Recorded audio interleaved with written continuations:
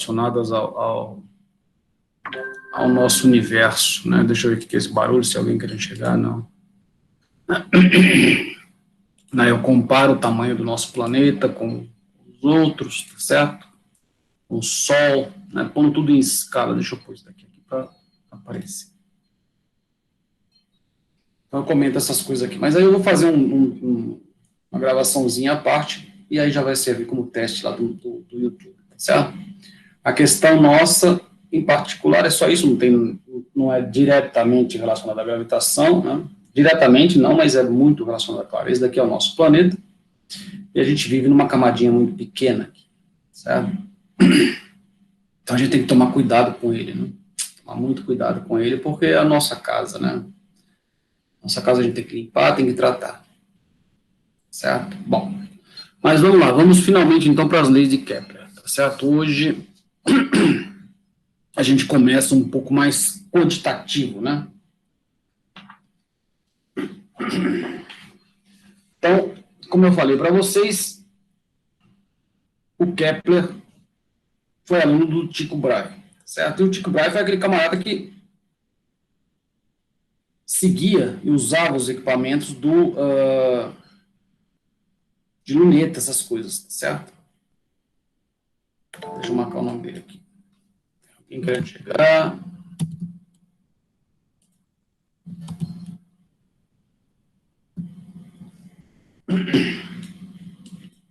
O Tycho Brahe fazia nota. Começou anotando aí a posição da Lua, depois foi entender a Lua, né? Se vocês não viram a Lua, ontem estava muito bonita, ela está no quarto crescente, né?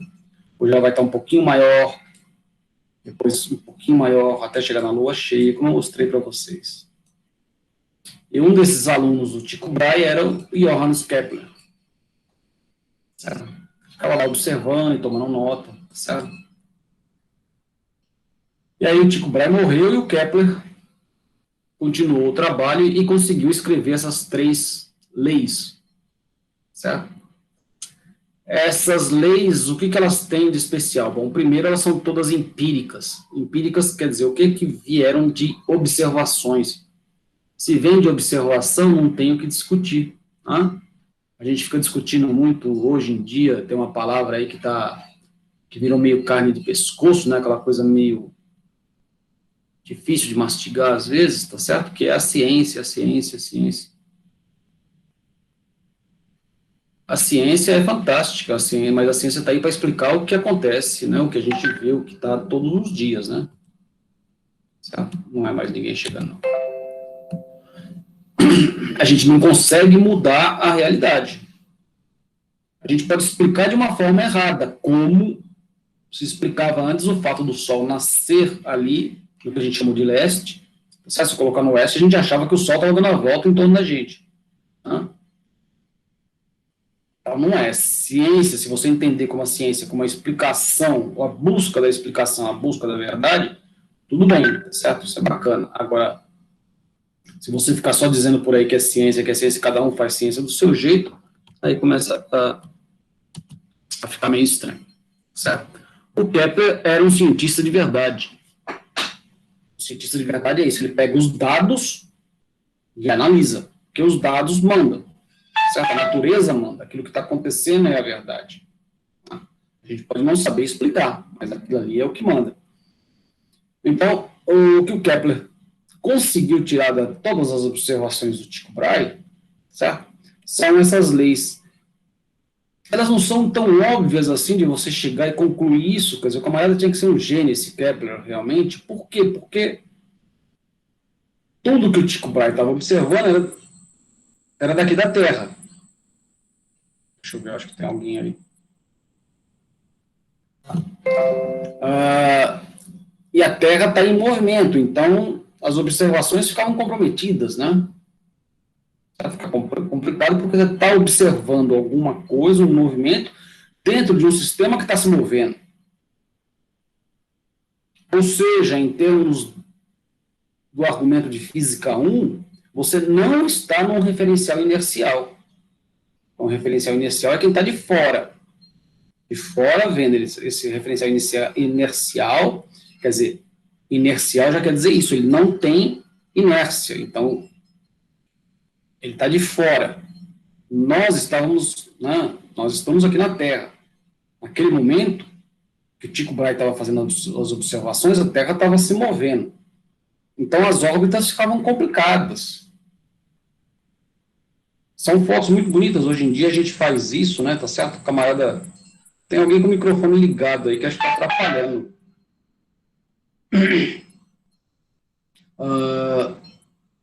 Você tira, o camarada consegue fazer fotos. Por exemplo, você pegar todo dia, sei lá, todo dia, meio-dia, deixar uma câmera fotográfica num lugar certo, tirando a foto do sol. Meio-dia é uma escolha meio ruim, né? Vamos colocar aí, sei lá, 4 horas da tarde, certo? E todo dia você tirar foto de um mesmo local, aonde, num certo ângulo, aparece o sol. Você vai ver o movimento do sol durante todos os dias, quer dizer, do dia a dia, de um dia para o outro, ele não muda muito, mas no período do ano ele fez uma trajetória completa. Você vai observar o quê? Você vai observar uma elipse, que nem a gente é acostumado a dizer, você vai observar um círculo, o que você vai observar? Certo? Acho que vocês já devem ter visto. Figuras, se não viram, eu não pensei em colocar aqui agora, eu vou colocar depois, tá certo? Mas você observa uma espécie de um 8, certo? Muito bacana. E para quem tem o costume. Tem um barulho. Tem alguém com o microfone ligado aí, gente? Se tiver, por favor, desliga o microfone, está dando interferência. Se quiser falar, tá certo? Levanta a mão aí, né? Levantar a mão, é claro, é uma forma de brincar, pode ligar o microfone e me chamar a qualquer hora, não tem problema nenhum, tá certo? Pode me interromper em qualquer hora para colocar pergunta sobre o que nós estamos discutindo aqui. Quando você observa o Sol, se você que está acostumado a ver, a gente já entende, né? O Sol se coloca onde aqui? Em Mato Grosso do Sul, não sei se a maioria está aqui em Campo Grande ou não, tá certo? Mas, bom, quer dizer, na verdade, no Brasil em geral, tá certo? Qualquer lugar que você esteja, você vai ver o Sol se colocando aonde? Quando o Sol está se colocando, você tem a cidade de Corumbá, está orientado por Corumbá, o Sol se coloca lá em Corumbá. Claro que para quem é corumbaense, né, fica estranho, né, porque o Sol ainda não se coloca em Corumbá, ele vai se colocar na Bolívia, no Oceano Pacífico, lá para frente, né, certo? Santa Cruz de la Sierra, porque é na mesma direção, mas é mais próximo, então vai para Antofagasta e assim vai, né, certo? Então o Sol se coloca ali, mas ele faz uma variação angular. Ele varia da esquerda para a direita, no momento em que é o verão, o grande verão vai começar em dezembro lá, tá certo? Onde ele vai estar mais no ponto, ele vai estar mais no ponto, não é nem oriente nem ocidente, ele é mais para cima, tá certo? Ele vai estar o mais alto possível, tá? E no inverno ele vai estar o mais baixo possível. Essa argumentação de alto e baixo é o comum que se diz no dia a dia, certo? Mas ele está sempre se colocando ali no oeste, sempre lá em Corumbá. Então, às vezes, no inverno, ele vai se colocar ao norte de Corumbá, porque ele vai estar mais baixo, e no verão, ao sul de Corumbá, certo? Porque está mais alto. Né? O Kepler pegou todas essas observações, desenhava no mapa e conseguiu entender. Falou, bom, mas se a Terra também está se movendo, tá certo? Então eu tenho que tirar esse movimento da Terra da história. E aí ele percebeu que os movimentos fazem, na verdade, uma órbita em torno do Sol. Essa órbita não é uma órbita circular, não é esférica, porque esférica é em 3D, a gente está sempre rodando um plano só. Né? Então, um plano só é uma elipse. E aí, da onde ele tirou a primeira lei dele, certo? Primeira lei dele, as órbitas dos planetas são elípticas. Ou seja, formam uma elipse. E aí dos planetas e dos satélites também, a Lua em torno da Terra também é uma órbita elíptica. Certo? E assim vai. Bom, a segunda lei que ele percebeu de todos aqueles dados que estavam tirados, tá certo? Então, aqui é só geometria. Aqui é uma questão de geometria. E conseguir desenhar essas órbitas todas e perceber, falar, opa, se eu tiro o movimento da Terra, isso aqui acontece porque essas órbitas são elípticas. A segunda já é só por conta de uma tabela que tem a posição e o instante que ela passou, o tempo que ela demorou para passar ali. Tá? Aí você toma como origem lá um tempo seu quando ele começou a medir, tá certo? E faz só a diferença dos tempos.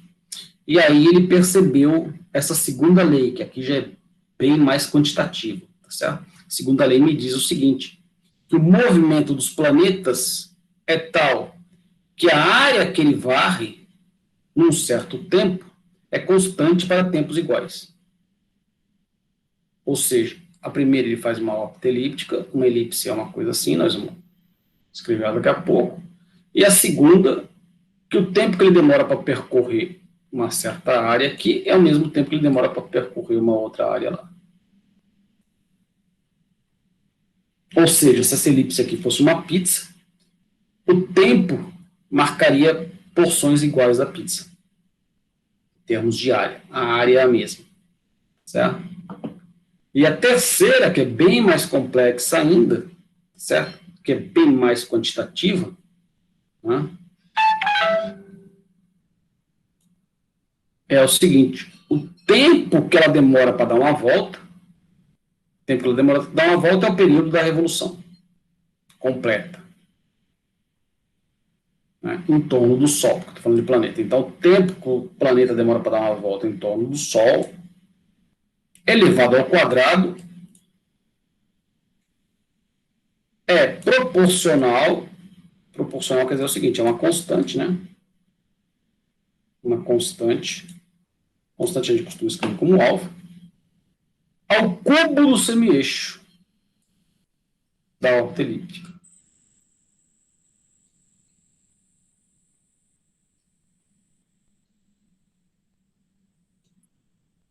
Rapaz, quer dizer, se tirar só uma dessas leis aqui já é uma questão de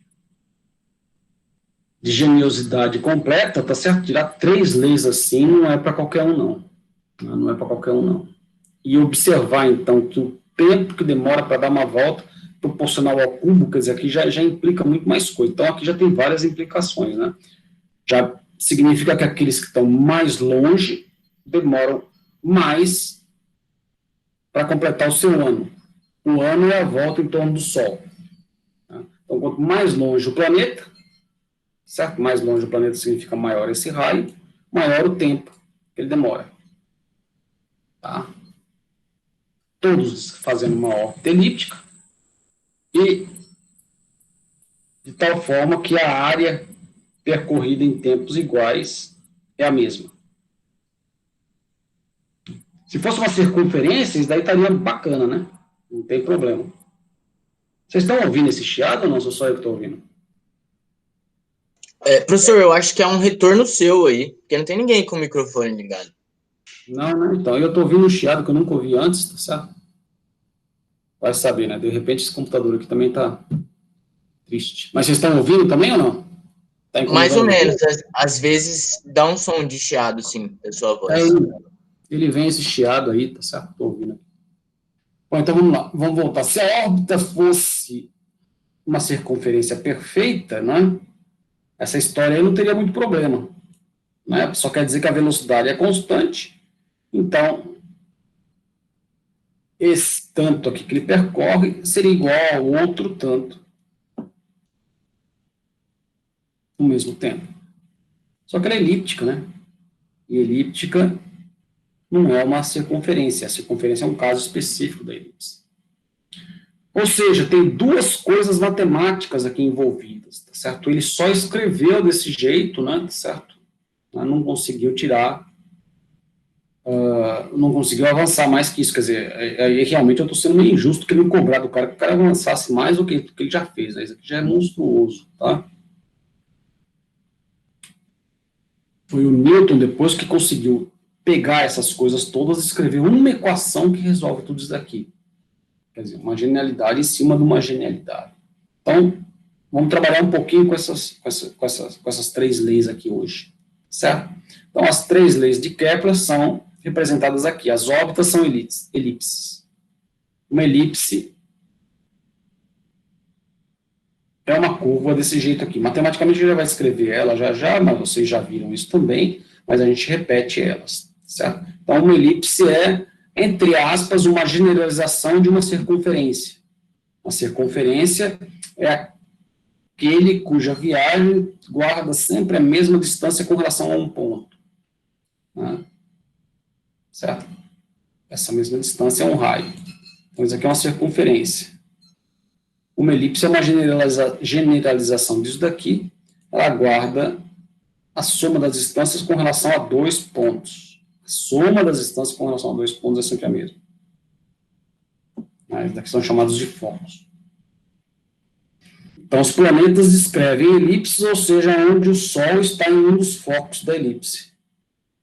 O centro do Sol é o centro de atração, está dentro dos focos da elipse. Áreas iguais em tempos iguais. Aliás, eu fiquei de mudar essa figura aqui, tá certo? Por causa de um errinho. Ela não está errada, não. Tá? Ela só pode levantar questões aqui. É bacana levantar essas questões porque a gente entende. Veja bem, ele falou 6 meses aqui e 6 meses aqui. Bom, 6 meses, mas 6 meses costuma dar um ano, a gente associa um ano como o nosso ano de uma volta completa. Mas é aquela história que eu falei para vocês. Esse daqui pode ser o planeta XYZ lá, e a gente está falando de 6 meses no nosso tempo da Terra. Aqui, tá? Ou seja, mês não é uma referência de tempo, certo?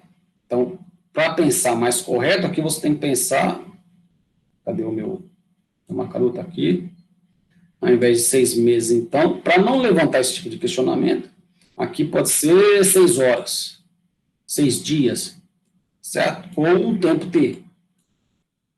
Um tempo de 6 alguma coisa, tá certo? Se o planeta está aqui próximo do Sol, ele descreve essa área, então ele percorre esse arco aqui. Ó.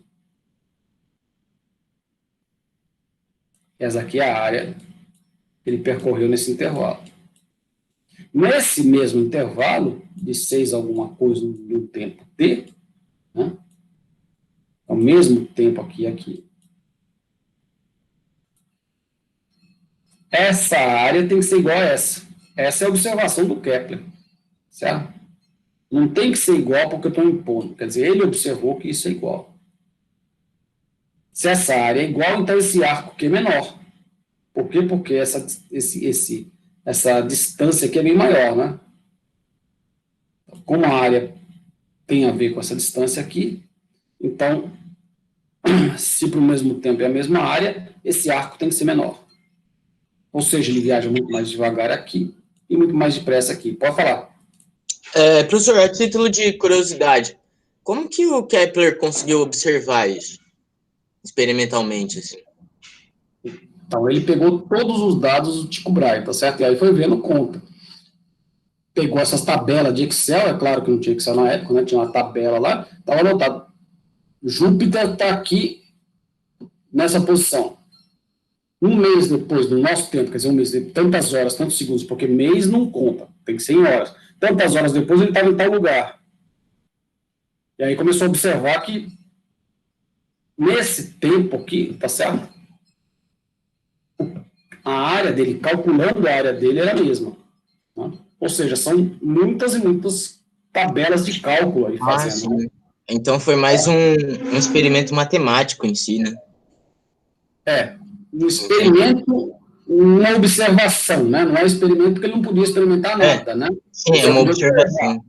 Então foi só observação, só em cima das observações dele, de todas aquelas planilhas, tá certo? Tinha planilha lá para o planeta, tinha para Júpiter, tinha para Plutão, tinha para tudo que ele conseguia observar. Deixa eu ver se tem gente querendo entrar aí. Professor, uma pergunta. Isso, devido à época e tudo mais, era feito com telescópio ou a olho nu mesmo, assim? Não, tinha luneta, tá certo? Já tinha luneta, tinha telescópio, o Galileu já tinha feito as primeiras lunetas já, né? Mesmo porque... então era tudo manual, então, né? Tudo manual, tá certo? Tudo manual, não tinha, né? Não tinha... Já se sabia usar a sextante, né? Eram das navegações, aquelas histórias, tá certo? Você... É tudo muito correlacionado, isso é muito interessante. Se você nasce no hemisfério norte, você aprende muito rápido que existe uma forma de se orientar, saber onde está o norte lá em cima. Você sabe onde está o norte, você sabe onde está o sul, você sabe onde está o leste, o oeste, você sabe onde você está no mundo, né? Certo? Você sabe para onde você quer ir. Se você sabe para o norte e você quer ir para São Paulo, você já sabe, daqui de Mato Grosso do Sul, você sabe que você tem que ir para o leste, né? Porque o braço esquerdo, perdão, direito. Certo? Eu apontei o direito aqui, né? É que da imagem fica invertida, então. Então você precisa saber uma direção, saber onde você está no mundo. Lá no norte, isso é mais fácil porque existe uma estrela que não se move, aparentemente. De novo, quem está se movendo somos nós. Tá? Mas, como nós temos um eixo de rotação, quer dizer, deixa eu tentar desenhar ele aqui. Tá aqui, a gente tem que rodar em torno de um eixo. Não importa se ele é inclinado ou não. Certo? Mas a gente roda igual em torno do eixo, igual um peão rodando. Né? Então, todas as estrelas que estão em todas as posições se mudam de posição por conta da nossa rotação. Tá? Você olha uma estrela às 8 horas da noite e você olha, vê onde ela está, e olha ela às 10 horas da noite, ela mudou de posição. Inclusive, se você puser um telescópio, ela muda muito mais rápido de posição. Né? Vendo o telescópio, você vê ela andando realmente. Se tiver a estrela nesse eixo aqui, ela não vai mudar de posição. Né? Se ela estiver bem aqui, ó, ou aqui embaixo, né, ela não vai mudar de posição. Lá em cima, no hemisfério norte, claro, o céu que você observa, para quem está aqui no hemisfério norte, não é o mesmo céu que a gente observa para quem está aqui no hemisfério sul. Né? Você está vendo essa porção do céu aqui, né, de baixo. E o pessoal do hemisfério norte está vendo a porção de cima. Claro que existe uma área aí...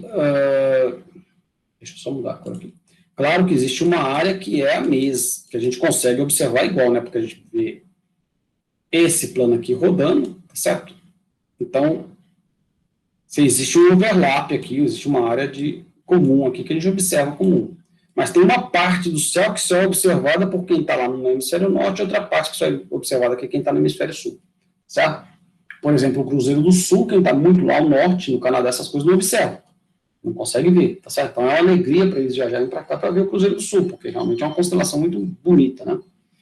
Em compensação, existe lá no hemisfério norte uma estrela que está bem orientada no eixo aqui, norte-sul, de rotação.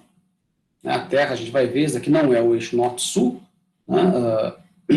Quer dizer, ela não roda perpendicular à órbita aqui, que é o norte-sul de rotação geográfica, tem uma estrela bem nessa posição. Então, essa estrela não muda de posição.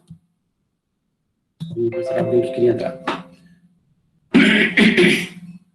Então, em qualquer lugar que você esteja aqui do norte, né, seja em Portugal, seja no Canadá, seja nos Estados Unidos, seja no Japão, você tem aquela estrela lá, aquela estrela te aponta o norte. Então, você aprende a reconhecer ela. Né, pela posição de algumas outras, então você aprende aquela lá, a estrela chamada estrela polar. A estrela polar, pronto, ela te orienta ou não. Então, qualquer lugar que você está, você sabe onde é o norte. Aqui, se vocês já perceberam isso, como eu acabei de falar, o Cruzeiro do Sul ele muda de posição, ele vai rodando. O Cruzeiro do Sul todo mundo sabe o que é, né? O Cruzeiro do Sul é aquela... Cadê a minha? O Cruzeiro do Sul é aquela constelação formada por essas 5 estrelas aqui que formam... Esse desenho tem uma pequenininha aqui, né? Certo? Só que uma hora você está olhando no céu, ela está assim, outra hora você está olhando no céu, ela está aqui. Certo? Outra hora você está olhando o céu, ela está aqui, depois você já não consegue mais ver, porque durante o dia apareceu o sol, ela some, né, e ela some do seu campo também de visão, e depois ela aparece, ela fica fazendo essa volta aqui. Ela faz uma volta, 24 horas, parece que ela deu uma volta, fomos nós que rodamos, tá certo? Mas ela vai... Então, onde que está o sul? Não dá para se orientar pelo sul diretamente olhando para ela. Certo? O Cruzeiro do Sul tem essa formação, né? Só que ele vai virando no céu. Certo? Ele vai virando. Então, é bastante complicado de você se orientar aqui pelas estrelas. certo? Dá para saber mais ou menos o seguinte, se alguém tiver curiosidade, tá certo? Quando você usar o Cruzeiro do Sul aqui, quando você vê o Cruzeiro do Sul, a grosso modo, certo? Você tem que pegar o sul geográfico, tá numa posição aqui embaixo, ó, rodando. Então, isso aqui está rodando em torno, você vê isso daqui, o Cruzeiro do Sul, ele fica rodando assim, ele roda em torno do sul geográfico. Claro, todas as estrelas rodam em torno do sul geográfico aqui. Elas vão fazer uma órbita aqui, aparente para você, visual, em torno do centro. Então, o Cruzeiro do Sul está aqui, depois o Cruzeiro do Sul está aqui, depois o Cruzeiro do Sul está aqui, e ele está rodando assim. A grosso modo, tá certo? Se você pegar o eixo maior aqui e multiplicar por 2,5, ou seja, por 2,5 aqui, certo? Então, nessa projeção aqui assim, eu preciso fazer ela aqui. Você tem aqui as 4 pontos. Se você pegar 1, 2,5, e daí você desce uma linha vertical, é o seu sul geográfico. Certo? Então, a grosso modo, é isso daqui. Então, você sabe mais ou menos onde está o sul, fazendo essa conta aqui. O pessoal sabia se orientar já tinha um sistema que fixava a estrela, então sabia onde você estava, certo? Então, aí você marca a posição de onde está, você está observando aquele planeta com relação ao Sol, ele está ali. Perdão, com relação ao norte. Não com relação ao Sol. Com relação ao norte. Passou uma hora, claro, certo? Estou dizendo uma hora, um dia, né? O cara mediu no dia seguinte, 24 horas depois certinho. Ele mudou tanto de posição. Então, você sabe onde está a posição dele, porque você chamou alguma coisa de zero, aquele ali é o zero. Depois você vai rodando, vai observando e vê quanto tempo ele demora para completar aquela volta. Entendeu? A primeira vez que você fez essa medida, ele demorou tantos dias, ou seja, tantas horas. E você teve todas as medidas, então você consegue perceber, você consegue fazer a conta de ver que essas áreas são iguais. Certo? Deixa eu apagar tudo isso daqui, né, porque ficou uma bagunça para poder analisar o resto.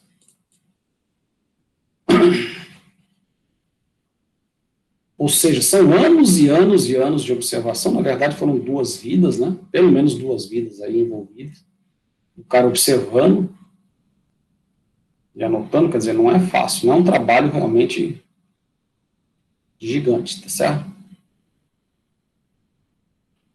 Só espero que vocês tenham entendido, então, que aqui não é mês no nosso sentido da Terra, tá certo? É um tempo que tem aqui, ó, nesse tempo, esse dado planeta, que pode ser a Terra, que pode ser Marte, que pode ser Saturno, percorre tanto, e aqui ele percorre uma distância menor. Por quê? Porque essa área tem que ser igual. Então, se fosse no caso da Terra, e fosse os nossos 6 meses, do jeito que a gente está acostumado aqui a chamar, tá certo? A Terra teria que ter percorrido alguma coisa assim, ó. Supondo, né, que o desenho fosse daqui, a Terra teria que ter percorrido em 6 meses isso daqui, essa área aqui, e nos outros 6 meses daqui. Por quê? Porque essa área, né, em 6 meses a Terra completa uma volta inteira. Certo? Então, em um ano ela completa uma volta inteira, que são 12 meses. Então, em um ano ela saiu daqui e voltou para cá de volta. Então, em 6 meses ela teria percorrido essa área, e nos outros 6 meses ela teria percorrido essa área aqui. Essas 2 áreas são iguais. Certo? Isso explica por que, por exemplo, existia aquela série chamada Game of Thrones, certo? O pessoal falava, o inverno está vindo, o inverno está vindo. E o inverno para eles demorava muito, porque o planeta deles é alguma forma de um planeta que tinha essa órbita mais elíptica, mais alongada, certo? Então, o inverno, para eles, era o fato do planeta deles lá, né? Porque Game of Thrones não era aqui na Terra, né? Certo? Né? A gente não tem dragão, não tinha aquelas coisas todas que aconteciam, né? Então aquilo ali acontece em outro planeta. E o inverno deles não era um inverno igual ao nosso, nem o verão, nem nada, né? Então, nesse planeta deles lá, o inverno demorava mais, por quê? Porque ele ficava muito mais tempo longe do Sol. O inverno deles acontece pela distância com relação ao Sol. O que não é o nosso caso, nós vamos ver o nosso inverno, porque que acontece, certo? O nosso inverno não tem a ver com isso. Nesse exemplo desse planeta, aqui é inverno, e aqui é verão, certo? E aqui seria a primavera, porque ele está chegando para cá, se estiver nesse caminho, e aqui seria o inverno, porque ele está chegando, é o outono, perdão, porque ele está chegando para o inverno, certo? No caso da Terra, a gente vai entender por que as estações do ano acontecem. Não é por conta dessa distância com relação ao Sol.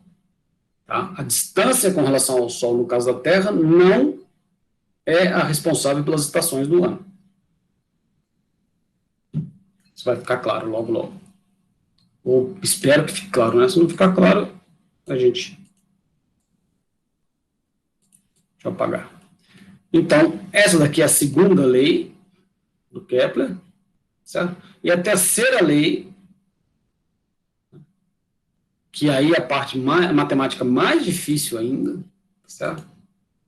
Essa daqui realmente só com toda essa coletânea de dados aí, né? Não imagino o trabalho que dei para fazer isso, principalmente porque eu não tinha calculadora, não tinha nada na época, né? Você imagina, ele provou que o tempo que o bicho demora para dar essa volta inteira aqui, esse tempo é chamado período, né? Período é o tempo que ele volta, ele demora para repetir, para começar a repetir a trajetória dele, chegar no mesmo ponto. O período da Terra é 365 dias. Na verdade, 365 dias e 6 horas. 365 dias e 6 horas. Então, só interessa em segundos daqui. Não sei quantos segundos dá isso daqui. Porque dia não é essa referência, não importa. Hora já, sim, mas dia não.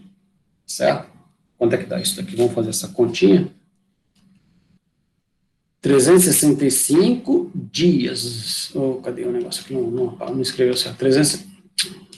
365 dias vezes 24 horas.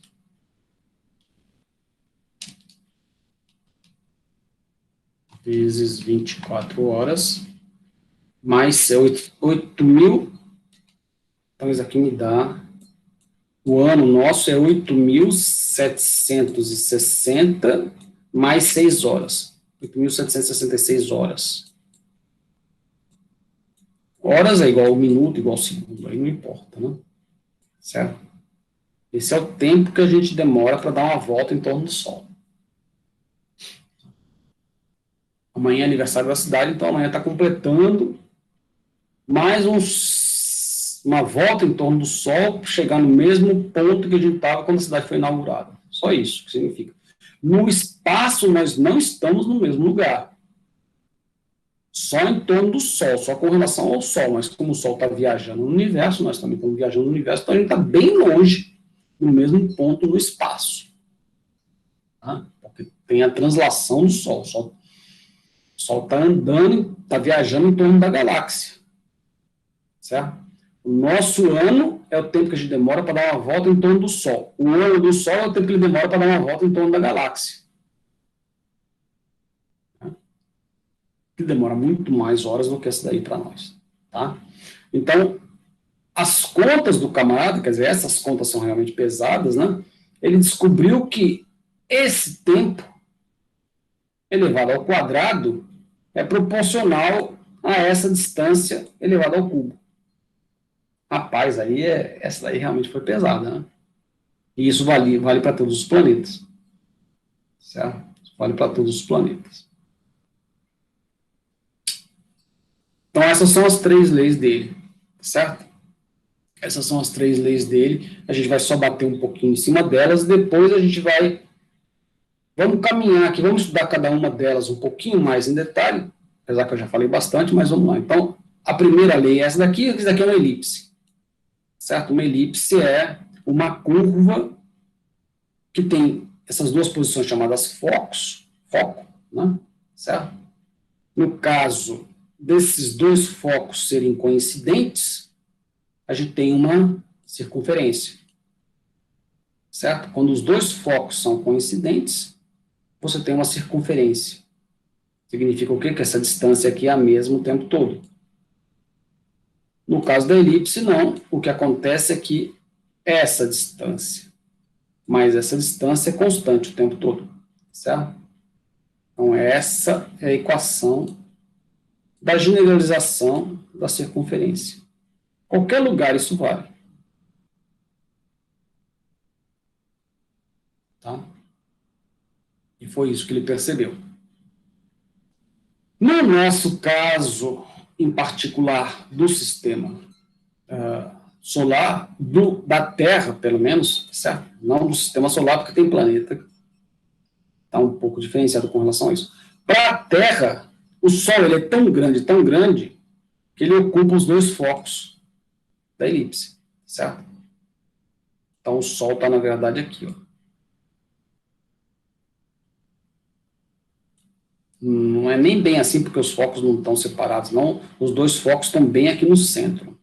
A distância entre os focos é muito pequena. E a gente vai ver isso daí já já. Certo? Então, o Sol é grande, ou seja, a elipse ela não é tão alongada para nós, e os dois focos estão aqui. Então, a Terra faz isso. Ou seja, é praticamente uma circunferência. Tá? Bom, o fato de ser elipse ou não, só uma revisão bem rápida, sem entrar muito nas equações, porque o nosso curso não é de geometria analítica, tá certo? E nem álgebra linear, né? Mas é uma coisa que eu gostava muito quando eu fazia esse curso, né? Quando eu fiz a graduação. Então, é bom fazer essa revisão, que eu entendi isso daqui na época. Veja bem, para a gente tirar todas essas formas aqui, de curvas, que são as curvas, inclusive, relacionadas com o movimento de astros. Entre os astros estão incluídos os planetas, os asteroides, os meteoros, as estrelas, tudo, tá certo? Eles vão obedecer uma dessas curvas aqui. Tá? Por quê? Porque existe uma ponta central aqui, tá certo? Então, tudo tem a ver com esse ponto central aqui. Para eu descrever essas diferentes órbitas, eu faço um cone aqui, tá certo? Como se fosse um cone de sorvete, então isso aqui é em 3D, né? Essa reta aqui, tá em preto, essa outra reta, e rodo esse negócio aqui. Certo? Aí, se eu fizer um corte paralelo a essa base aqui, o que eu tenho é um círculo. Se eu fizer um corte inclinado, mas que vem de uma reta para outra, certo? A curva é uma elipse.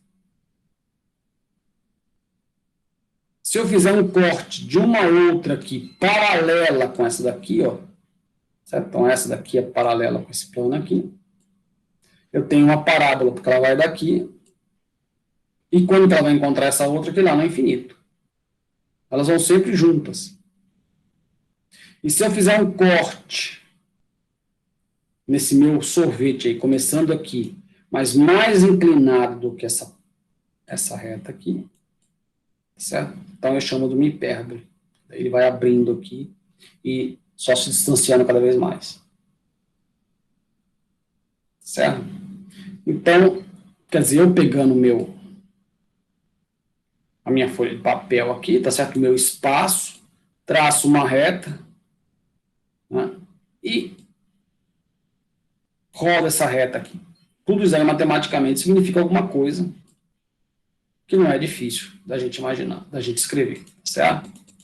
Quer dizer, uma reta eu sei escrever a equação dela, então eu sei escrever a equação de qualquer outra reta passando por esse ponto aqui. Tá? E aí os cortes que eu faço nela que me determinam se é círculo, elipse, parábola ou hipérbole. Quer dizer, a reta pode ser mais aberta ou pode ser mais fechada. Aqui. Isso daí só vai determinar a intensidade dessas curvas aqui. Tá certo? Então, são as famílias de curva que eu tenho. Círculo, elipse, parábola e hipérbole. São todas originárias da mesma fonte. Existem outras infinitas formas de curvas, mas não cônicas. Essas aqui são as cônicas. Por nome, óbvio, né? Porque são originárias de um cone.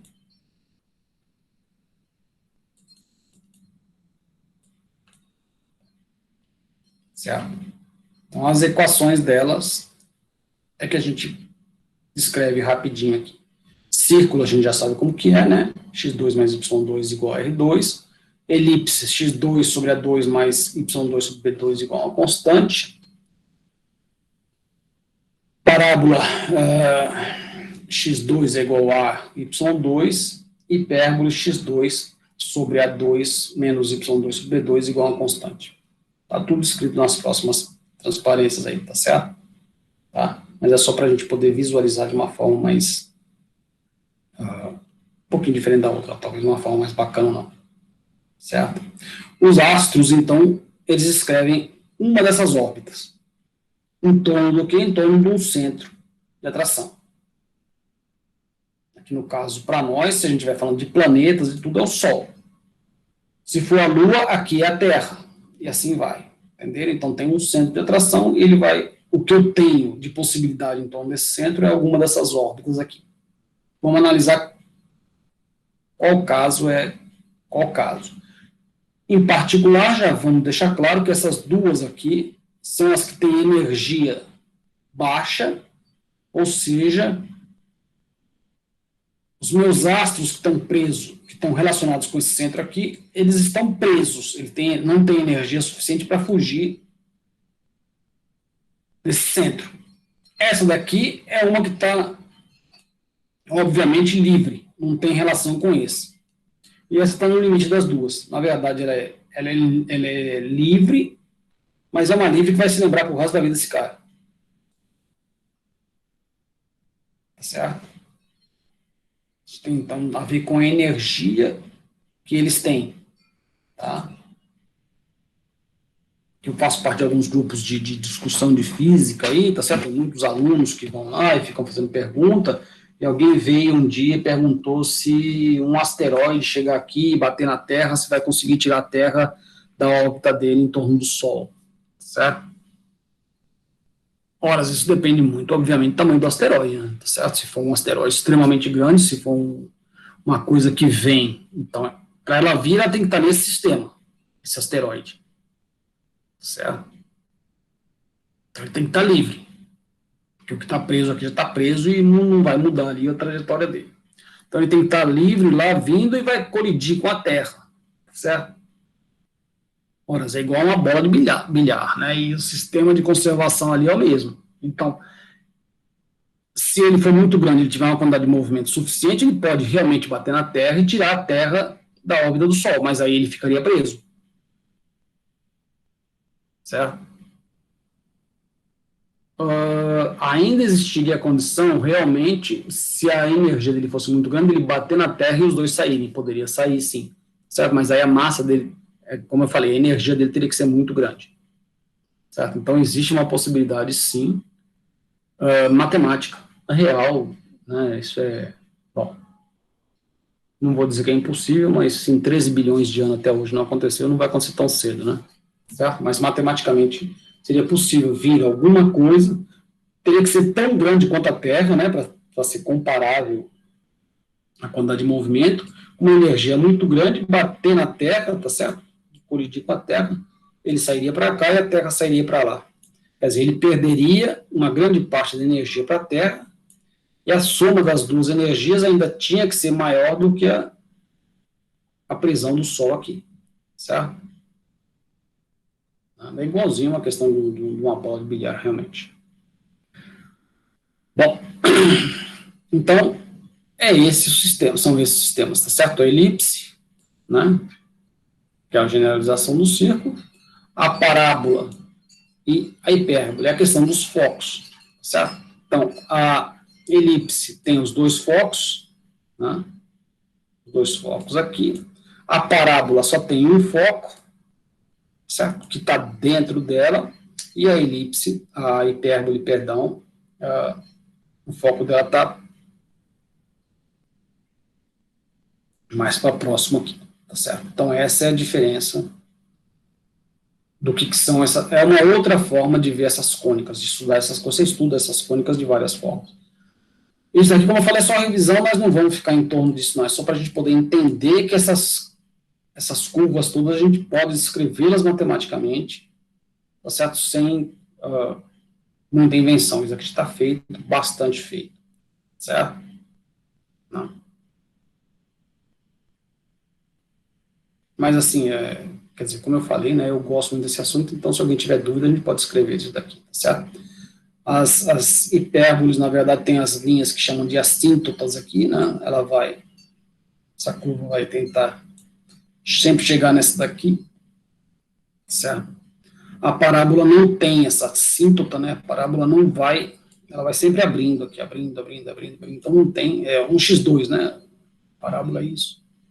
Então não tem nada que limite ela aqui, e a elipse ela é presa aqui, ela é fechada, certo? Então, essa curva aqui é fechada, essa curva é aberta, e essa aqui está no limite das duas, certo? Essa aqui, ela vai fechar um dia lá no infinito, ou seja, vai fechar no infinito, então não vai fechar, né?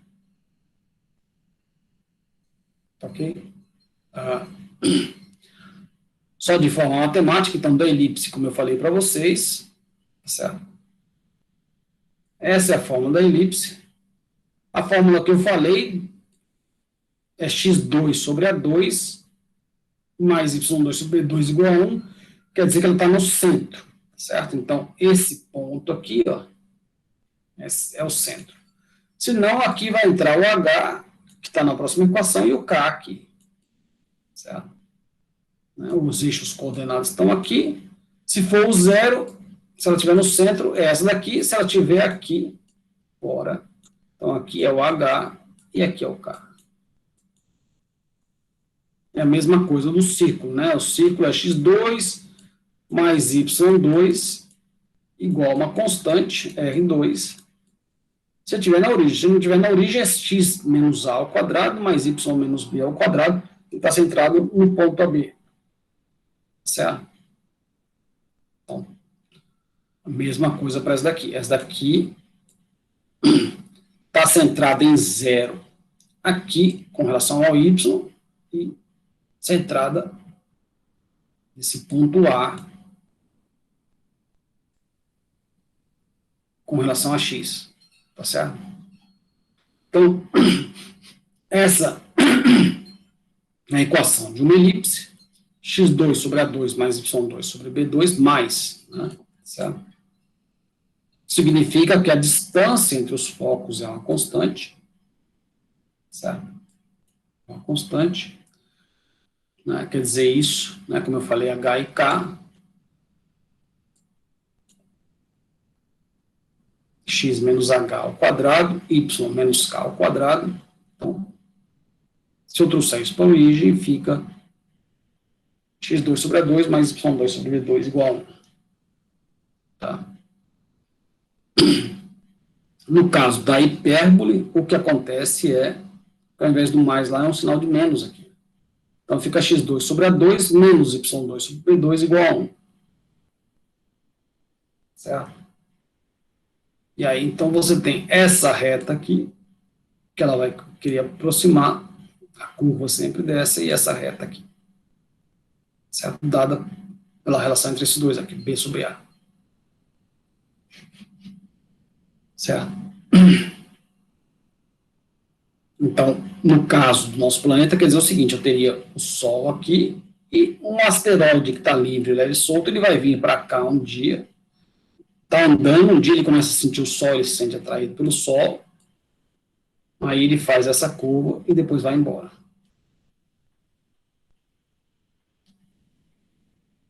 Essa é uma energia, esse asteroide aqui tem uma energia positiva. Positiva no sentido que eu chamo maior que zero, quando é uma parábola. Zero é uma parábola, maior que zero. Essa hipérbole, menor que zero é a elipse. Certo? Se ele está nessa curva aqui, perdão, se ele está nessa curva aqui, ele tem uma energia menor que zero, então ele está preso. Tá?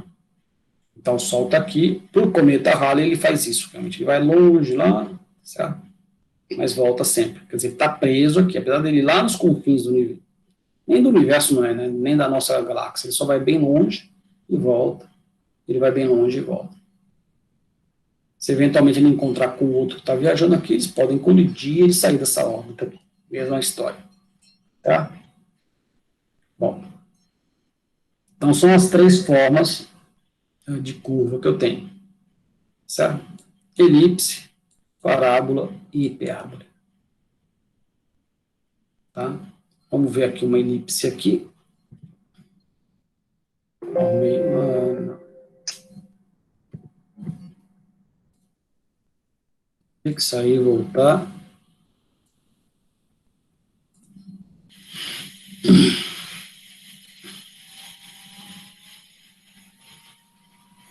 A animação ficou legal, porque daí dá para perceber, né, que ele passa bem mais rápido aqui e bem mais devagar lá, certo?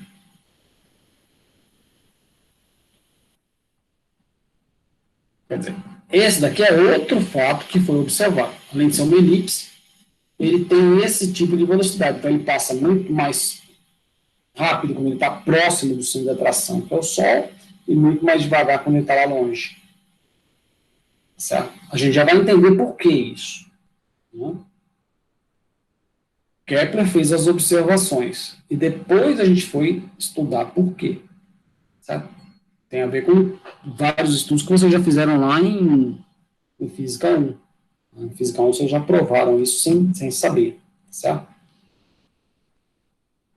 Uma órbita que é uma hipérbole, ele é desse tipo. Ela vem lá de longe, ela vem lá de cima, passa rápido ali e vai embora. E depois ela continua a vida dela normal. Quer dizer, só... Se não tivesse o Sol, ela seguiria nessa reta e ia embora. Tá certo? Ela estava nessa reta preta aqui, lá em cima. Certo? Ela começou a sentir o Sol, ela começou a desviar. Né? E o Sol fez com que ela saísse dessa daqui para depois chegar nessa outra aqui.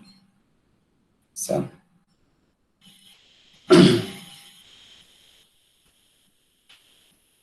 A parábola é muito parecida com a hipérbole, só que também é parecida com a elipse, né? Está no meio das duas, está bem, né?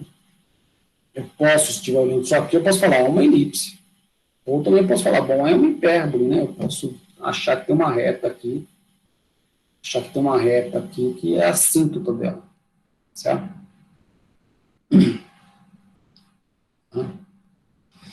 E o que classifica, então, essas 3 órbitas é o que a gente chama de excentricidade. Excentricidade não quer dizer maluquice, né? Porque a gente está acostumado a dizer que um cara que é excêntrico, ele é maluco.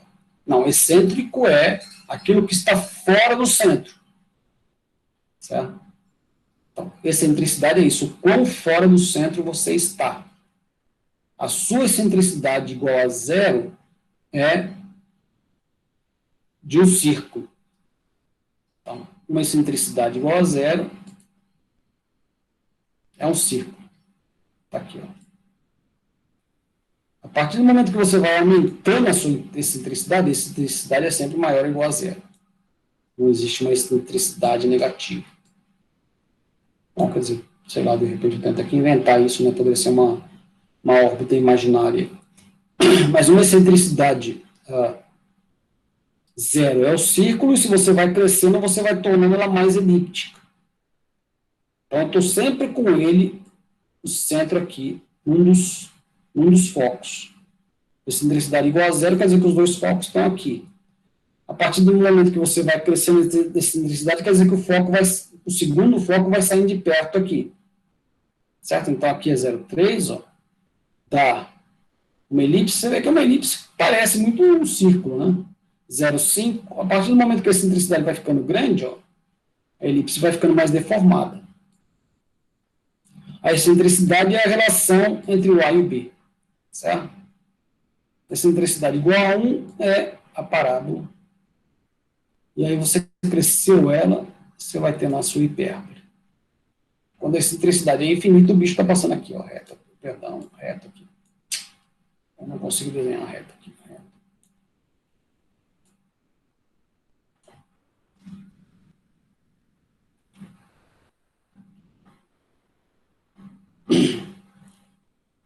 E aí a segunda lei é isso. Esse outro desenho aqui ficou mais claro do que aquele primeiro, né? Então, a primeira lei são essas órbitas, a segunda lei. A primeira lei, ele falou dos planetas que eram órbitas elípticas, e a gente já viu, então, que elipse é um caso particular das cônicas, pode ser qualquer cônica, pode ser circular, elipse, parábola ou hipérbole, certo? A segunda lei é aquela que me diz que essas áreas são iguais, se esses tempos são iguais. O tempo que ele demorou para vir daqui até aqui é o mesmo tempo que ele demorou para vir daqui até aqui, é o mesmo tempo que ele demorou para vir daqui até aqui. Então, essas áreas são iguais.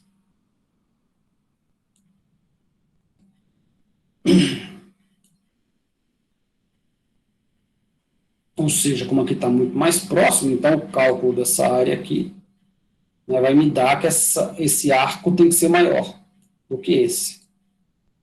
E esse tem que ser maior do que esse. Né? Por quê? Porque o que conta aqui é a área. Então, é como se fosse pizza, né? Quando a gente vai comer. Esse daqui comeu a mesma quantidade que esse. Comeu a mesma quantidade que esse. Se a densidade da pizza é igual, então a massa que tem aqui de pizza é igual à massa que tem aqui de pizza, que é igual à massa que tem aqui de pizza. Massa que eu quero dizer em quilogramas. Né?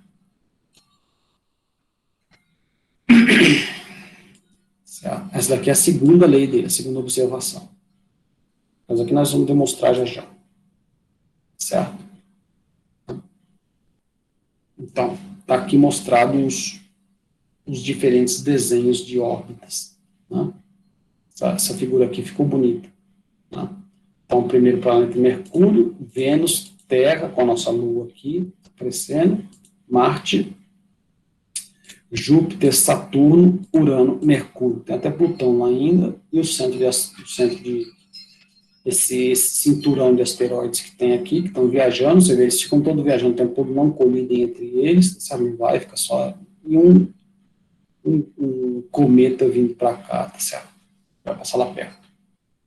Então, vê que o Sol está ocupando, né, os dois focos estão aqui, por conta do tamanho dele.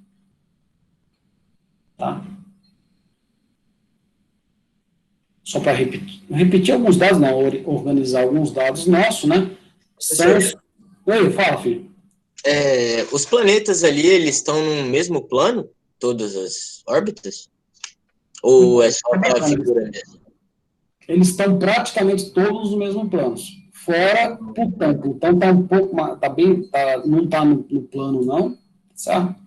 Né? O desvio de plano desses planetas aqui é muito pequeno. E isso que é interessante. Isso mostra, dá uma indicação, parece que eles vieram todos da mesma origem. Então, só um pedaço do Sol que saiu e explodiu, e esse pedaço explodiu em dois, ficou nesse plano. Não tem por que ser assim.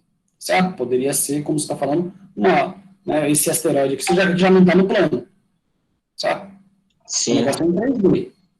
Plutão não está no plano. Plutão está bem fora do plano. O outro planeta que está aqui também não está no plano. Certo? Então, são coisas que, de repente, estavam viajando e chegaram aí, tá certo? E conseguiram ficar presa pelo Sol. Né? Porque se o cara está viajando muito devagar e ele sente o Sol, daí, de repente, ele não escapa, não, ele fica preso. Ele, para escapar, para ter uma hipérbole, a energia dele tem que ser bem grande. Ou seja, ele tem que ter uma velocidade grande. Então, ele vem, o Sol não é suficiente, a energia do Sol não é suficiente para prendê-lo numa órbita estacionária. Então, ele vem e vai embora na hipérbole. Se o Plutão estava viajando muito devagar lá, perdido no espaço, chegou e encontrou o Sol, ele ficou preso. E realmente não tem porquê essa órbita aqui estar no mesmo plano que essa. Então, essa daqui de Plutão está fora. E por isso, inclusive, que ele foi retirado da categoria de planeta, né? Porque o planeta é quem veio da mesma origem, a gente resolveu fazer isso. Né? Então, esses daqui são os planetas. Entendi, obrigado, professor. Certo? Então, nesse nosso sistema, são esses 8 planetas aí. Certo? E alguns que foram chamados de planeta anões, né? Porque são estrangeiros que chegaram aí no espaço, tá certo? Até hoje são 193 luas, quer dizer, nem sei, porque isso aqui foi no passado, de repente já acharam mais luas aí, né? 185 delas estão em torno de planetas, a gente só tem uma aqui na Terra, tem outros que tem muitas, tá certo? Os 8 aqui que eu falei, 8 planetas, coincidentemente tem 8 luas em torno do planeta Anã. Júpiter, 79 luas, imagina que bacana que deve ser, certo? Só que muitas delas não são esferas.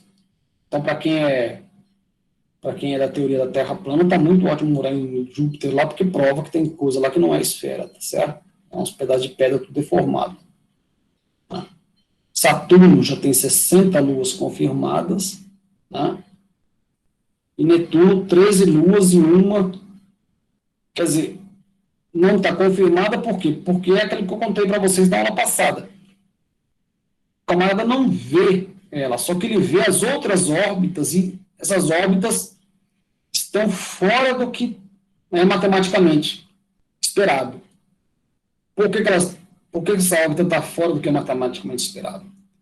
Então, tem alguma outra coisa ali que está exercendo uma força que não está sendo levada em conta. E você põe a presença de uma lua nas suas equações e pronto, você consegue descrever certinho tudo que você está observando. Então, agora, estão esperando a confirmação de alguma forma de observação, não sei lá como é que vai ser, tá certo? É assim. Bom, e os dias. Agora, os dias não tem a ver com a rotação em torno do planeta, do centro, né, do Sol, certo? Veja bem, a lei de Kepler, ela me diz o quê? Que T2, a terceira lei, que até agora a gente não escreveu aqui ainda, né? Nós estamos T2 é proporcional a R3. Onde R é o raio, se for uma órbita circular, se não for órbita circular, é o semi-eixo maior. O semi-eixo tem a ver com a excentricidade lá, tá certo? Então, quanto maior a excentricidade, maior a diferença do raio menor para o raio maior, certo? Se a excentricidade for muito próxima de zero, os dois são praticamente iguais.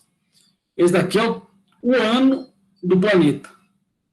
Ou seja, quanto mais longe o planeta, mais demorado ele é para dar a volta em torno do Sol. O que é bastante óbvio, né? Tá certo? Esse daqui, como está próximo do Sol, ele tem um ano muito rápido. Tem que rodar muito rápido, porque a força de atração do Sol nele é muito maior. Ele, para não cair no Sol, ele tem que ter esse momento angular, essa rotação dele tem que ser bem grande. E aí, quanto maior o raio aqui, mais ele demora para dar a volta. Nós sabemos o nosso quanto demora. Deu 8.760 horas. 766, né? Demora para dar uma volta. Esse daqui demora mais, esse daqui demora bem mais. Quanto mais longe, mais demora para dar a volta em torno do Sol. Certo? Agora, o dia é a volta em torno de si mesmo. Isso daí é simplesmente uma questão de cada um. Né? Por que ele começou a girar? Sabe? Então, vê bem. O dia da Terra, a gente sabe quanto que é. Nós estamos bem acostumados com ele, 24 horas. É o que a gente definiu de 24 horas, né? Tá certo? Começou assim. Um dia de Marte é mais ou menos a mesma coisa. Por coincidência, Marte tem 25 horas. Pronto. Certo? Júpiter roda muito rápido. Sem contar que Júpiter é muito maior, certo? Júpiter é mais do que 10 vezes maior que a Terra. Então, você imagina a velocidade na superfície de Júpiter ali. É gigante. Professor, Fala. O outro Gabriel, ele perguntou no chat, acho que o senhor não viu, por que a gente só consegue ver os anéis de Saturno e Urano? Eu não entendi a pergunta. Por que a gente só consegue ver eles? Porque não consegue ver os outros, é isso? Acho que seja isso. Com certeza, ou pelo menos eu tenho convicção que você não consegue ver os outros porque eles são bem mais fracos, né? Bem menores. Os anéis de Saturno são muito intensos, né? O anel, o que é? Um monte de pedra viajando em volta do planeta, que está preso ali, né? De novo, a mesma história do Sol, né? Muito bacana, o anel é todas as pedras viajando no mesmo plano. Então, era com certeza um pedaço do planeta que saiu, explodiu, alguma coisa que aconteceu, um asteroide bateu nele e arrancou um pedaço, tá certo? E quando vai, arranca um pedaço, mas tem a força exercendo de atração do planeta, então elas ficaram presas e têm que ficar no mesmo plano. Tá? Por isso que formam os anéis. No caso de Saturno, dá para ver direitinho que são duas famílias de anéis, quer dizer, aconteceu alguma coisa ali que uma primeira colisão, uma outra que depois quebrou, tá certo? Quer dizer, ficou um pedaço só e depois dividiu, não sei como. E os outros anéis devem ser muito fracos, né? Muito difíceis de observar a olho nu, né? Certo? Não consigo imaginar outra situação, não. Para você ver o anel, o que tem que ser, tem que acontecer sempre isso. A luz do sol tem que bater nele, ele tem que refletir para nós. Tá? Então, para que isso aconteça, tem que ter bastante matéria lá. Se for só uma pedrinha, eventualmente ela vai receber a luz do sol, eventualmente vai mandar algum sinalzinho para nós, mas se for uma pedrinha só, vai ser bem difícil de você receber esse sinal. Muito improvável. Como em Saturno os anéis são muito densos, tem bastante pedra viajando lá, você consegue observar ele. É o que eu diria, tá certo? Eu acho que é por aí, né? Agora, é engraçado isso, esses aqui são os planetas gigantes, né? Eles são gigantes. E o dia deles é bem mais curto sempre. Principalmente esse daqui, que é o maior, né? O maior de todos eles daqui. E o dia demora 10 horas, quer dizer, rapaz do céu, então a velocidade aqui na superfície dele é muito grande. Em compensação, Mercúrio, né? Já não roda tanto. E Vênus praticamente parado. Um dia de Vênus demora 5.832 horas. Nosso dia que nós calculamos aqui na Terra agora, eu apaguei lá o cálculo. Né? Eu paguei o cálculo. Deu 365 vezes, vamos fazer de novo, deu 8.760, né? Um ano, nossa, a gente demora um ano para dar a volta em torno da Terra, do Sol, demora 8.760 mais as 6 horas. Vênus demora 5.800 horas para dar uma volta em torno de si mesmo. Mais tarde, depois, eu vou comparar,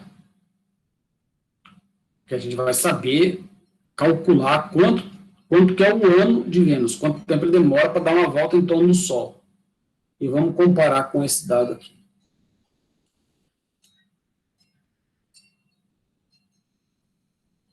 Vamos comparar com esse dado. Me bateu essa curiosidade agora. Eu nunca fiz esse cálculo, vou fazer agora. Certo?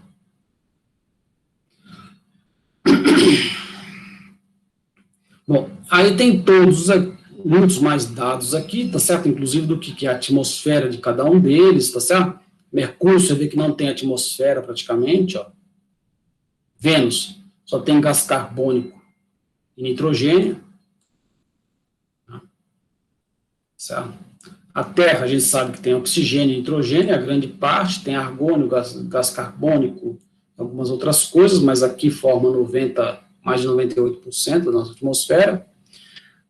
Em Marte tem gás carbônico, nitrogênio e argônio, não tem oxigênio lá, então fica difícil a gente respirar, certo? Os que tem anéis aí, ó, Júpiter tem anel, não dá para muito ver os anéis de Júpiter não, né, tá certo? Difícil de ver os anéis de Júpiter. Saturno tem anéis, Urano tem anel, Netuno tem anel, todos eles têm anéis, realmente é difícil de observar, né? Eu só observei até hoje de Saturno mesmo, tá? Mas se eles estão falando que tem, né, gente, de alguma forma foi medida isso. Então devem ser anéis bem mais fracos, né? E as atmosferas dele, quer dizer, aqui tem muito metano, então é realmente difícil de viver lá, certo? Porque nós precisamos de oxigênio, né? Certo? As luas confirmadas, aí os dois primeiros não tem lua, Mercúrio e Vênus não tem lua, Terra tem uma, Marte tem duas, e depois a coisa fica ignorante aqui, né? Cresce com tanta lua aqui que é uma coisa de doido. Bacana isso daqui, a excentricidade, certo? Então, a excentricidade da Terra é baixa lá, o que significa que é praticamente uma circunferência. A mais baixa é Vênus. E a mais alta é Mercúrio. Então, significa o quê? A elipse mais acentuada é de Mercúrio Mercúrio é aquele que... Então, se o Sol está aqui, tem a forma mais elíptica possível. E Vênus é aquele que é a circunferência mais precisa. Mas uma excentricidade igual a essa daqui da Terra mostra, vai dar um dado aqui que eu vou dar para vocês já, que é praticamente uma circunferência também. Certo? Qual que é a inclinação do eixo de rotação com relação ao Equador? Certo? Então, o planeta está aqui. O Equador é o que divide o norte e o sul, certo? E quanto que é a inclinação dele, de rotação dele. Tá? Aqui, em termos de massa da Terra, quanto cada um deles pesa, quer dizer, a Terra pesa 1, então Marte é 10%, 11% da massa da Terra. E Júpiter é praticamente 320 vezes mais pesado que a Terra. Então, esses daqui são os grandes, são realmente grandes. Esses daqui são pequenos. Aqui de todos, a Terra é a mais gordinha, né? Dos 4 primeiros, a Terra é a mais rechonchuda. Tá? Aqui é o tamanho delas. Então, com relação à Terra, Vênus tem praticamente o mesmo tamanho que a Terra. Tá? Pesa um pouco menos, significa que a densidade de Vênus é um pouco menor. Certo? Marte é a metade do diâmetro, mais só 10% do peso, quer dizer, então a densidade lá também é menor. E por aí vai. Então, essa tabelinha aqui é legal para a gente entender algumas coisas aí, certo? E a gente já observou o planeta lá fora. Esses planetas lá fora são planetas que não pertencem ao sistema solar, pertencem a outra estrela. Eles têm que estar rodando em torno de um outro centro. O planeta é aquele que não tem luz. Nós não temos luz própria, a gente só reflete a luz do Sol. Já conseguimos observar até o ano passado, né, esse dado aqui meu é de fevereiro de 2019, já se tinha certeza da existência de 4.000 planetas. Em 3.000 sistemas solares. Certo? Então, de novo, não é observação direta, de você falar, bom, eu vi o planeta, né? Muito difícil de você conseguir fazer isso, mas dos seus cálculos mostrarem que esses planetas têm que existir. Tá? Então, existem outras estrelas com outros planetas aí fora. Certo? Tá. Então, vamos agora tentar provar essa segunda lei de Kepler aqui. O que é isso daqui? Isso aqui nada mais é do que uma das leis da física. Lá, inclusive, alguém colocou uma pergunta muito interessante uma vez aí, tá certo? Né? Sobre a determinação de Newton. Newton tem entendido aí, ter escrito a lei da inércia. Newton não escreveu a lei da inércia. A lei da inércia sempre existiu, as pessoas sabiam, né? Pelo menos quem pensava sabia da lei da inércia, né? E não tinha simplesmente determinado isso. Newton foi um dos primeiros que pegou e escreveu, isso existe, e é assim. Não foi ele que descobriu, certo? Newton foi escrever aquela equação de que a soma resultante das forças, se existe uma força resultante, ela vai provocar uma variação na quantidade de movimento. Certo? Ele escreveu isso daí, e para isso ele usou a lei da inércia. E explicou força sendo uma atração entre dois corpos. Que falando isso daí ficava difícil para as pessoas, então ele falava, não, se existe uma ação, existe uma reação. Se existe uma força para um lado, existe uma força para o outro. Essa é uma forma simples de dizer que é uma força, alguma coisa que acontece entre dois corpos. Tem que ser entre os dois, não tem um corpo atraindo o outro e o outro não atraindo esse, não existe isso. Certo? A gente não conseguiu ainda inventar isso, né, ou descrever isso para qualquer uma das forças aí que ele não consegue saber a origem, né? Vocês lembram bem, eu já falei, eram Várias foram se reduzindo, hoje são 3 forças que a gente não consegue explicar, certo? E ela é sempre entre 2, ou seja, se esse daqui é atraído por aquele lá é atraído por esse daqui. Isso é ação e reação. É mais fácil escrever ação e reação do que falar isso daqui, certo? Porque ação e reação a pessoa sente, você vai lá dar um murro na parede, a parede machuca a mão. Por quê? Porque você agiu contra a parede agiu contra você. E por quê? Acaba sendo sempre nessa questão, que é a força entre 2 corpos. Né? E para quem tem curiosidade, as forças que a gente não consegue explicar são a força gravitacional, a força eletromagnética e a força nuclear.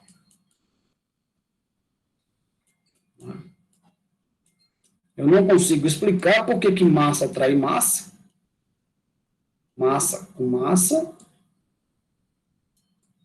Eu não consigo explicar por que carga elétrica interage com carga elétrica. Eu não consigo explicar por que o núcleo está lá estável. Certo? Porque o núcleo é uma carga positiva aqui, outra carga positiva aqui, outra carga positiva aqui, outra carga positiva aqui. São prótons. Próton é carga positiva, então, por essa lei aqui, eles tinham que ir para fora. Ou seja, tem um próton aqui, tem uma força elétrica que faz com que eles tenham que se separar. Ora, mas eles estão juntos, por quê? Porque eu estou aqui, eu estou vivo. Tem carbono tem lá 14 prótons lá no seu núcleo. Por que eles estão juntos? Porque tem uma força nuclear que mantém eles juntos. Eu não sei a origem disso. Eu posso ficar quebrando isso daqui outras partículas e dizer, bom, essa outra partícula interage com esse negócio. Cai na mesma história, eu não sei por que aquilo acontece, então eu não sei explicar isso daqui. Certo? Essas 3 aqui eu não sei explicar. Agora eu sei equacionar elas. Certo? Eu sei equacioná-las, eu sei, a partir dessas equações, desenvolver o que acontece. Então, por que acontece esse fato de que o movimento dos planetas faz com que as áreas cobertas em tempos iguais sejam iguais? Área igual para tempo igual. Tempo igual para área igual. Essa daqui é fácil de explicar. Isso é fácil de explicar se entender a lei da inércia. O que é a lei da inércia? É que tudo quer ficar do jeito que está. Só vai mudar se tiver força. Se não tem força atuando nessa história, a força resultante, né, você vai ter dPdt igual a 0. Certo? Se não tem força resultante, dPdt é igual a 0. Por que eu vou sair do estado onde eu estou se não tem força? Certo? Então, isso daqui vale para movimento linear ou para movimento circular. Para movimento linear, P é uma constante daqui. Se o movimento for circular, o momento angular é uma constante. O momento angular se conserva, você fica lá rodando, você está rodando. Para você parar de rodar, tem que ter atrito. Ou seja, tem que ter uma força de oposição. E se você está parado para você começar a rodar, tem que ter uma força que vai fazer você rodar, que chama torque. Então, se você está parado para começar a andar, tem que ter uma força, essa força linear. Faz você andar linear. Se você está parado e vai começar a rodar, essa força é com relação ao centro, chama de torque. É só isso. A força é a mesma. É o ponto com o qual ela é aplicado é que muda. Se eu aplico ela com relação ao centro, ela se desloca linearmente. Se eu aplico ela com relação a um outro ponto que não está no centro dela, ela roda. Se eu aplico linearmente, ela tem um movimento, uma quantidade de movimento que é constante, até que venha uma outra força. Se eu boto ela para rodar, ela vai ficar rodando o tempo todo até que venha uma outra força e faça ela parar de rodar. Certo?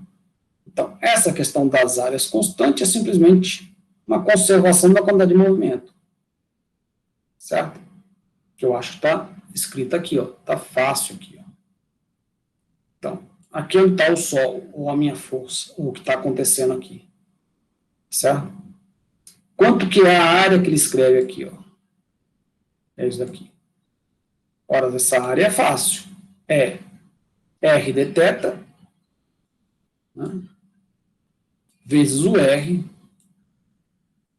dividido por 2. É um triângulo a partir do momento em que eu faço de θ ir para zero. Se for um ângulozinho bem pequenininho aqui, essa área é um triângulo. Base vezes a altura dividido por 2. Certo? Se eu dividir pelo tempo aqui, está igual nessa equação. Ora, dθ dt é a velocidade angular. É o ômega, é v de θ. Né? V de θ é o ômega, a mesma coisa. Certo? E o momento angular? Quem que é o momento angular? O momento angular é R vetor P. Estamos chegando agora. Chegando cedo. Certo? Está chegando cedo. Bom, antes tarde do que nunca. Faça o seguinte, mandem lá a mensagenzinha lá dizendo que vocês estão presentes. Tá? Não sei nem que hora que é, vamos ver que hora que é. Vou ter mais alguns minutos. Então, o momento angular é R vetor P. P é mv. Então, ficou mr vezes vetor v. Certo? Isso é o momento angular. Ora, R vetor v é R ômega. Ômega é a velocidade angular. Certo? Então, aqui ficou M, ó, RV está aqui, aqui ficou o L, isso daqui é L sobre M.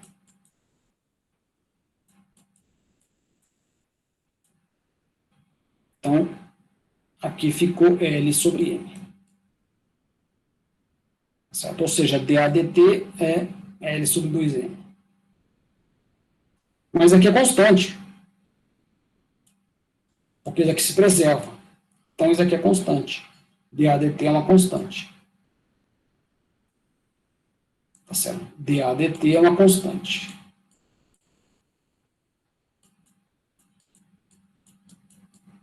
Ora, se isso é constante, a área varia linearmente com o tempo. A área é uma constante vezes o tempo. Então, para o mesmo tempo percorrido, uma hora, a área é a mesma, qualquer que seja o lugar onde ela está. Certo? É só uma consequência da conservação do momento angular. E o momento angular se conserva por quê? Porque não tem nenhum torque, não tem nenhuma força atuando, já está preso lá. Certo? Ou seja, basicamente é isso. A Terra está girando em torno do Sol, ela quer ir para lá, mas essa força atrai para cá. Então, essa força aqui ela é perpendicular ao movimento o tempo todo. Certo? Se a força é perpendicular, qual que é o trabalho realizado por essa força? É zero. Essa força não provoca movimento. A força não muda o momento da minha trajetória. Certo? Vou tentar desenhar um pouco melhor aqui. Está para cá, a Terra está viajando. Ela quer ir para lá e o raio está para cá. Aqui é realmente 90 graus. Porque aqui é a força de atração. Qual que é o trabalho que eu tenho aqui realizado? Trabalho é integral de F escalar ds.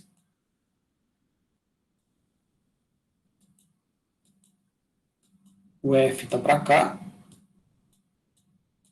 e o ds está para cá. Então, esse trabalho é zero. Ou seja, o momento aqui se conserva.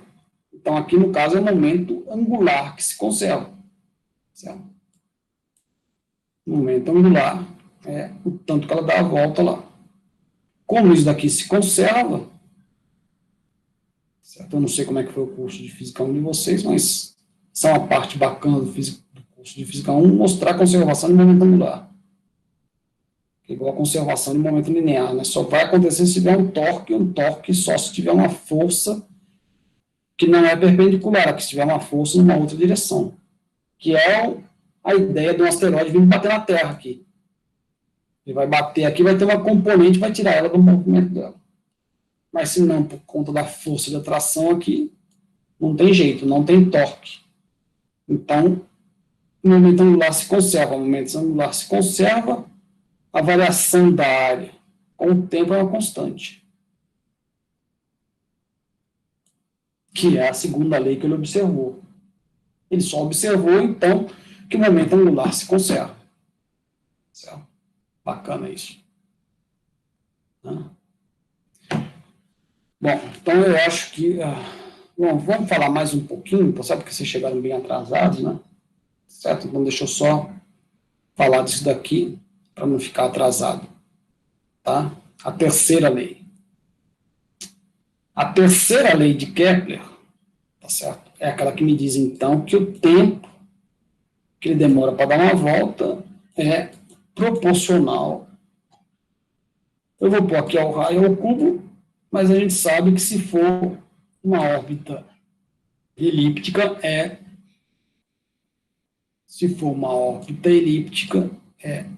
proporcional a isso daqui. Esse daqui é o semi-eixo maior. Esse é o semi-eixo menor, tá certo? Então, esse aqui é o B. Esse aqui é o A. Quando é uma órbita elíptica, os dois focos coincidem, tá certo? E aí o A fica igual ao B. Tá? O A fica igual ao B e fica igual a R. Então, o semi-eixo é isso daqui, né, lembra? Certo? Aqui é a posição do foco só. Certo? Então, isso aqui é o A, né? E aqui é o B.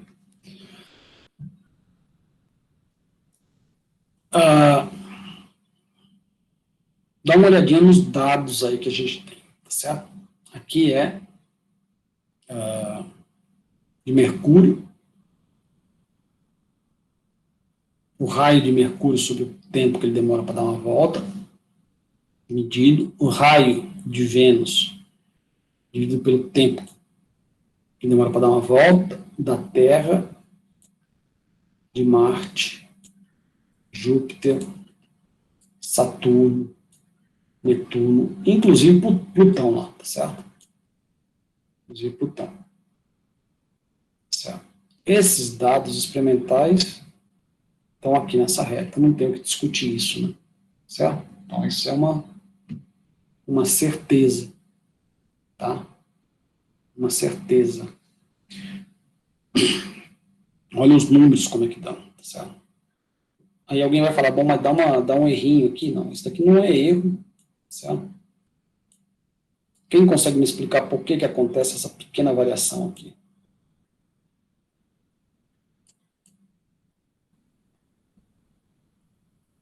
É por causa da interação entre os outros planetas? Exatamente. E das luas que estão envolvidas, mas principalmente por causa dos outros planetas. Sabe? Porque ele está de parabéns, porque é exatamente isso, né? A gente está dizendo que é só o Sol com esse planeta, seja lá qual ele for. Tem outros planetas aqui, né? Certo? Então, esse interage com esse, 2 a 2, mas esse também interage com esse, que também interage com o outro, que também interage com o outro.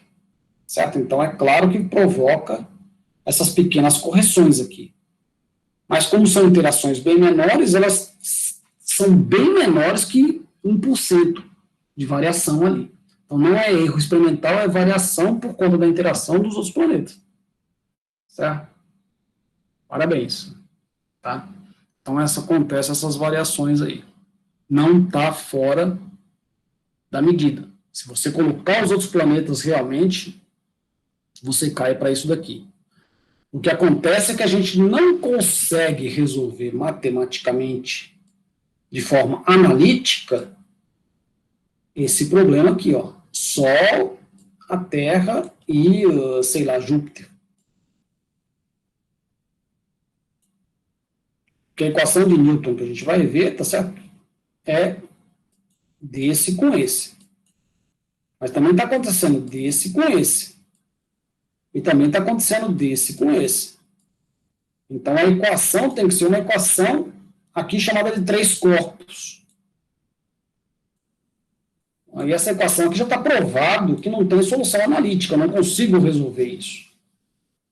Se eu não consigo resolver de 3, imagina se eu colocar Marte, e colocar Vênus, e colocar Mercúrio, e colocar Urano, colocar Netuno, colocar todos eles. Então, essa equação fica impossível. Só que essas outras coisas aqui trazem correções menores.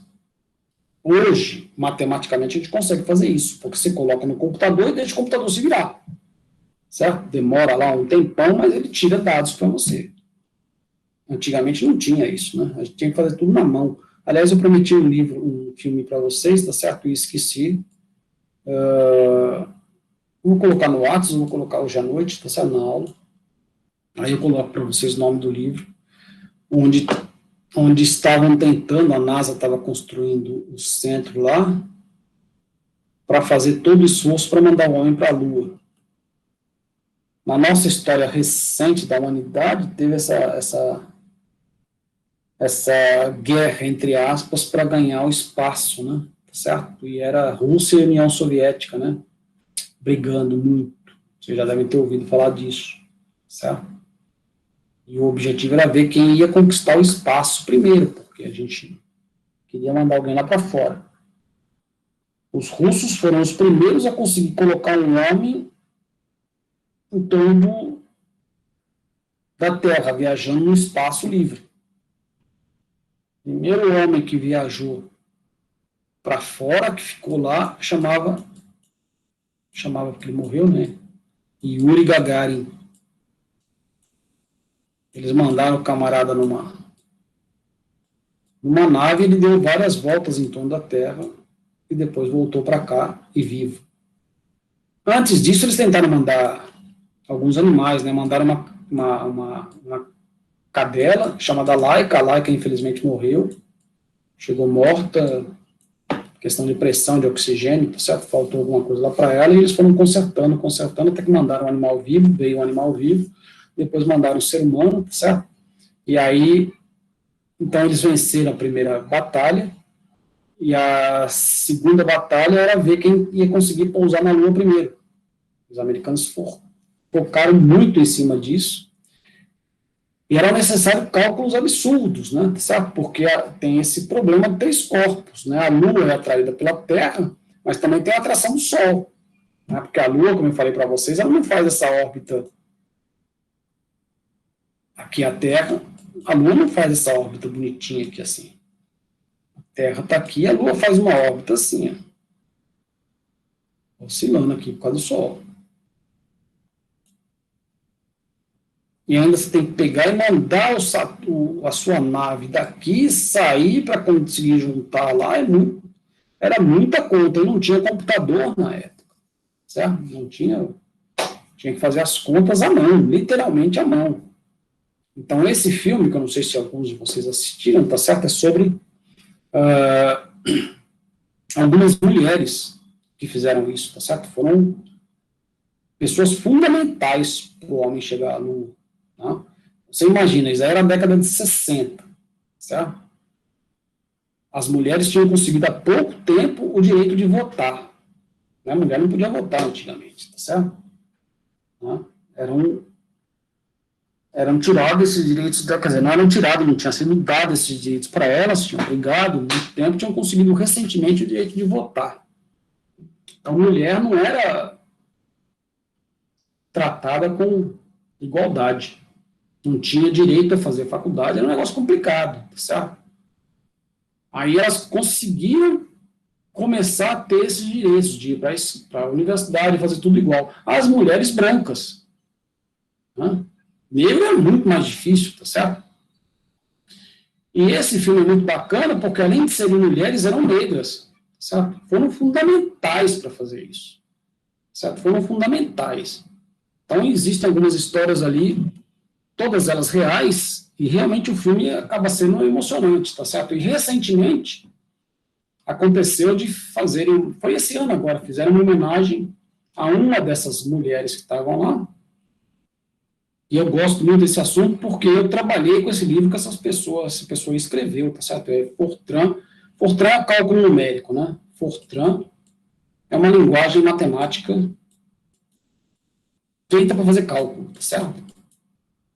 Hoje, o computador tem 500 mil linguagens, né? Java, sei lá o que mais, tá certo? Que faz toda essa parafernália que a gente vê no computador, né? Faz joguinhos e tudo mais. Isso daqui é uma coisa que a gente usava antes. Fortran é um acrônimo para Fórmula Transformation, transformar a fórmula em alguma coisa que a gente possa fazer conta, certo?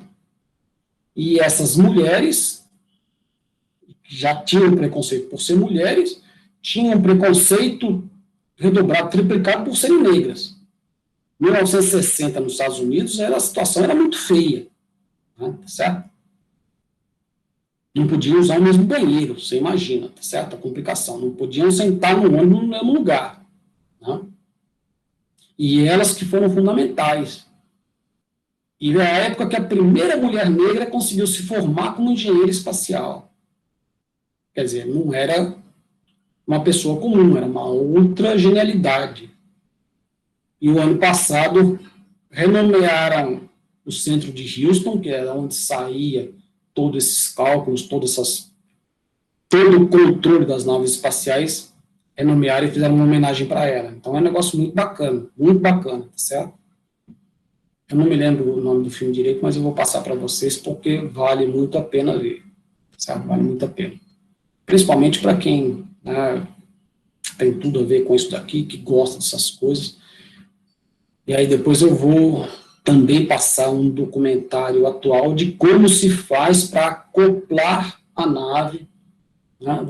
Hoje em dia, você já não está mais tão interessado em ir para a Lua, né, ou pousar lá na Lua, já pegaram a amostra, já fizeram, tá certo? Mas você tem que ficar rodando, tem a estação espacial, né, finalmente o ser humano entrou em calma, tá certo? O russo, o americano, tá tudo trabalhando junto hoje, né? Então, tem a nave espacial lá, a estação espacial, que foram os russos que inicialmente construíram, os americanos fazem parte, europeu, hoje todo mundo participa lá, e ela está rodando em torno da Terra, e você lança uma nave aqui que tem que chegar e acoplar lá. Isso é um trabalho muito difícil, tá certo? Não é uma coisa fácil, não. Né?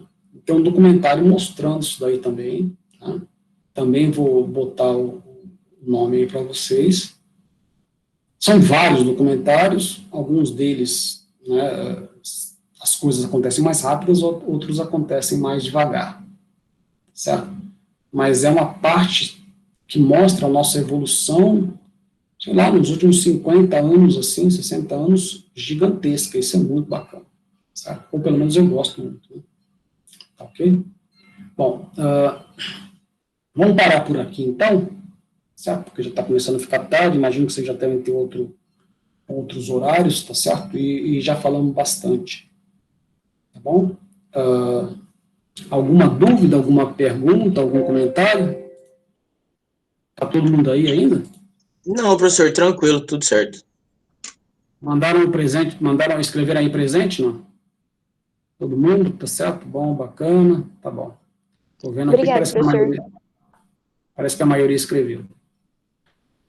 Então é isso, gente, eu vou parar de gravar agora.